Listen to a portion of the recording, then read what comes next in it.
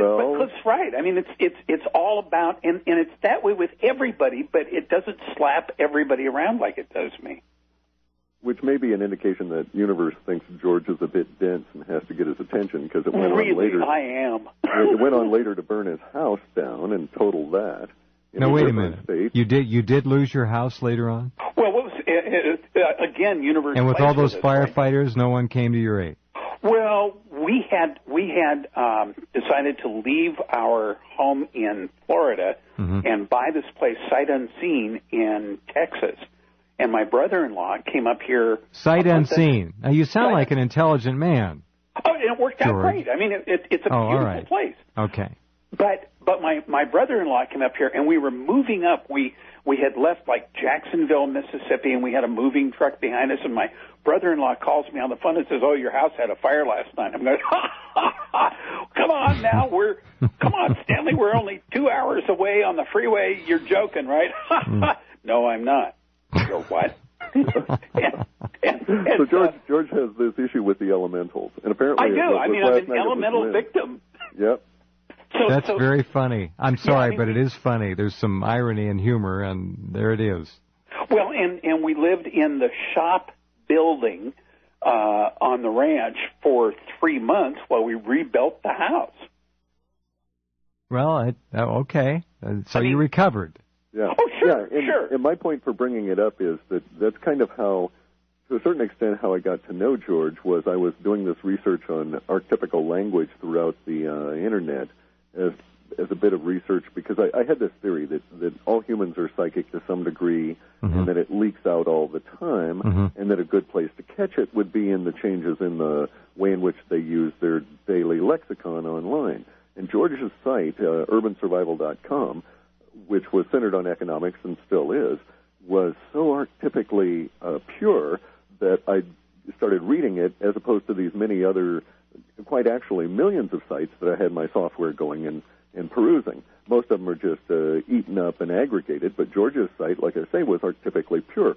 And so I excluded it from the research I was doing and just started reading it every day. All right, hang on. We're going to come back and talk about... It's strange, doesn't it? Yeah, it does. We're going to talk about Clif's background. Now, it's funny, George, being a broadcast engineer and a television, I guess, a radio news director and so forth, understanding voice. I mean, does Clif have the ultimate radio voice, or what? He does, and he doesn't know it.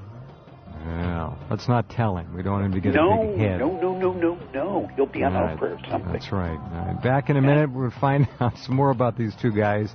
And, again, urbansurvival.com is George's site, and between the two of them, they work halfpasthuman.com. Be right back.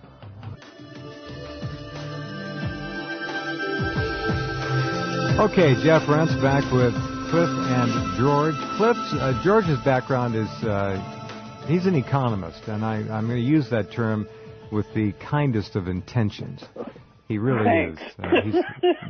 He's a legitimate man of finance, of world trends, of all kinds of important things, and what's going on around us now is certainly no surprise to him.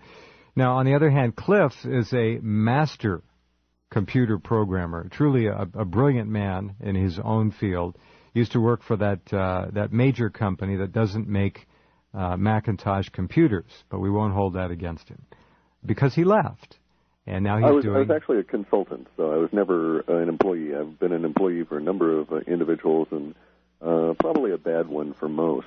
Good at what I do, but I don't like the constraints that are put on you as a workaday programmer. You know, the little cube world. Yeah, constraints that's a kind term. It's worse. Clif is always looking for new vistas. Yeah. Oh, good. All right. Well, we've got a man who literally knows how to take the internet and apply intelligent data to it via software and come up with information that is provocative, to say the least. Tell us again, if you would, Clif, how you stumbled into this, so to speak, where you began and where we are now and what you two are up to. I had originally I'd done some work and gotten a few patents underway and some software and invented some interesting bits of software And along about that time, I ran into a couple of interesting concepts about language that intrigued me. I'm self-educated, which can be good and can be bad. You have a tendency as such a person to ignore your schooling as a limitation on your education and to pursue things that are of interest. Mm-hmm. And, of course, you at times miss some of the fundamentals, and so there may be some holes. And I was sort of going back and filling in some holes on some linguistics, found some incredible connections, and took off with it. One of the things that occurred to me was at the time, this was back in 94, 95, that the stock market truly was being traded. In fact, nearly as I could tell, most paper debt markets were being traded almost entirely on emotion, in spite of what what I term the rationalists would tell you. Now, George is a rationalist. He knows there's emotion involved, but he also says that there's these cycles that control the movement based on fundamentals and so on and so on. Mm-hmm. And my point was that at that time I could see that there were clearly instances where you could just shout balderdash and say that's 100% emotion that's causing these kind of moves. And so I started pursuing the idea that, well, maybe one could capture the emotion that was pending, sort of little tiny little future looks in just a few days, so to speak, a little tiny window, if one were to haunt the various different places where economists like George would hang out and chat with each other. Sort of makes sense? Sure. Okay, sure. And so I was out and about hunting for information, and I just chose as my target after I developed some software that would go out and munch great numbers of web pages and condense them down for me. The software is written in a combination of direct C and some Perl, and then I analyze all the resulting stuff in Prolog. Prolog's really interesting because it understands words, and it was designed to be used as an artificial intelligence programming language. And the version I use is pure Prolog, which is actually a rare commodity on PCs at the time, this being 94. Mm-hmm. I was using this thing out of London from LPA, Logic Programming Associates out of London. Mm-hmm. And they gave me some really interesting tips, and I started going out and about. And my target was Sun Computers, which is actually Stanford University Network. Mm-hmm. And I kept running into this, what I thought at the time, initially anyway, these rather annoying blockages by finding out that, yeah, I could get the emotions, but they were very extreme emotions, and they were actually about the sun, not Sun Computers, but the big scary ball in the sky. Huh. And so that got me thinking about why are all these people scared of the sun? And not really being very focused at that point in the business world. I didn't have much energy left over for what is now my current domain of the woo-woo world. And what was that again?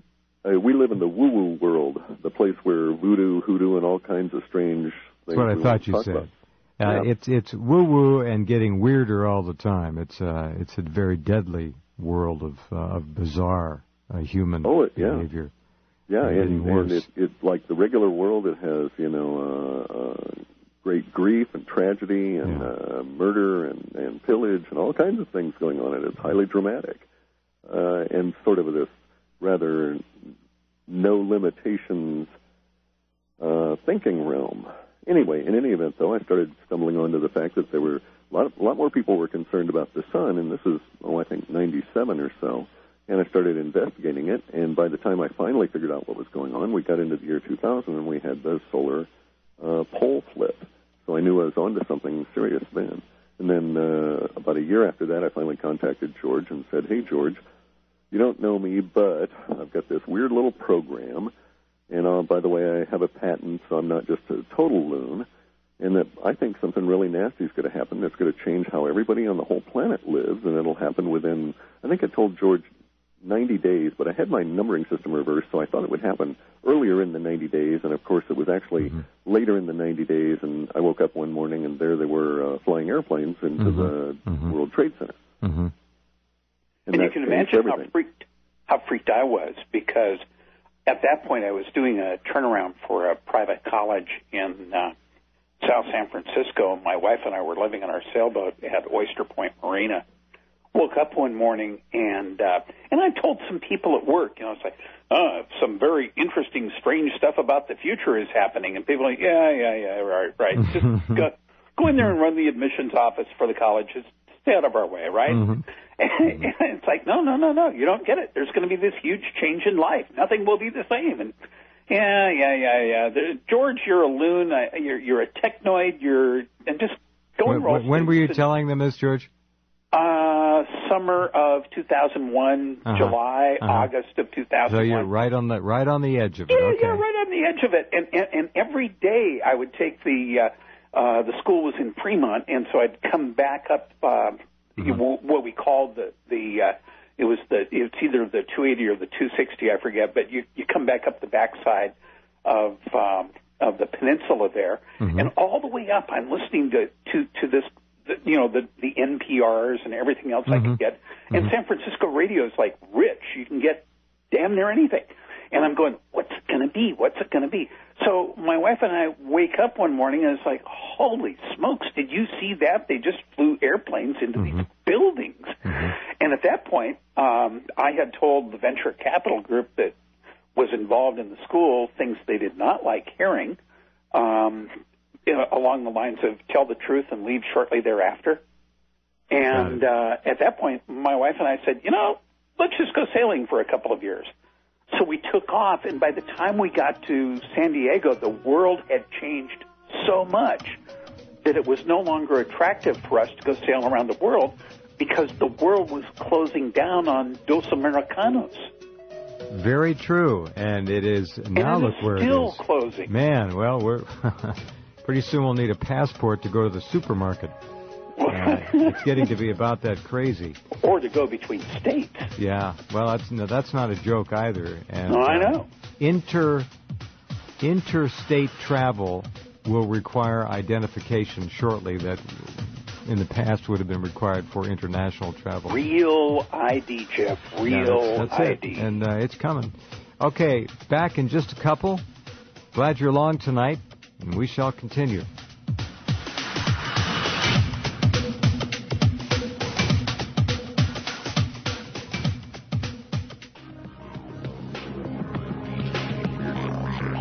Okay, we're back, and where we're going is fascinating. All right, Clif, so you decided to take this issue and move forward with the software on your own.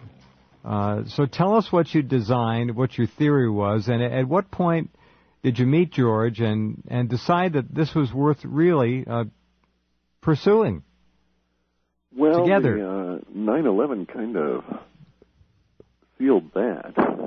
I mean, I don't mean to make light of it, but the fact that we'd been able to, George and I had discussed from probably early June through July, before we'd posted anything, discussed various different ramifications and parameters of the language that I was seeing. Right. Excuse me, but when you say, Clif, the language I was seeing, help our listeners I'll back understand. up and give you an overview of the process. Please. What we do is we have software that's the brute force engine part of this, and that's the C and the Perl programs that go on out and call up web pages. They sit on servers, and they take the web pages and they basically extract the non-coding, that is to say the content language, although sometimes we pay attention to keywords as well, like the search indexes for Google or some other search engine. Anyway, we grab all these words and we shove them into a very big SQL database, and we set queries against that database that arranges the words based on some rather arbitrary emotional parameters that have been reduced to numbers, and therefore not all that accurate, but at least we're accurate enough for us to start catching some of the bigger events. So at a fundamental level, what we did was we decided that everybody's psychic, that they may not know they're psychic, but it leaks out, and it leaks out because they'll choose to use one word as opposed to another in a rather casual conversation. But just because they chose this one word, it has a tendency to betray certain psychic impressions that are affecting them at that moment. We could call that, again, a collective unconscious precognitive kind of feedback. I would agree. There certainly is a very good label for the entire context in which we place those words. And so people are kind of like antennas, and they vibrate all the time, and as they vibrate, it changes how they think about a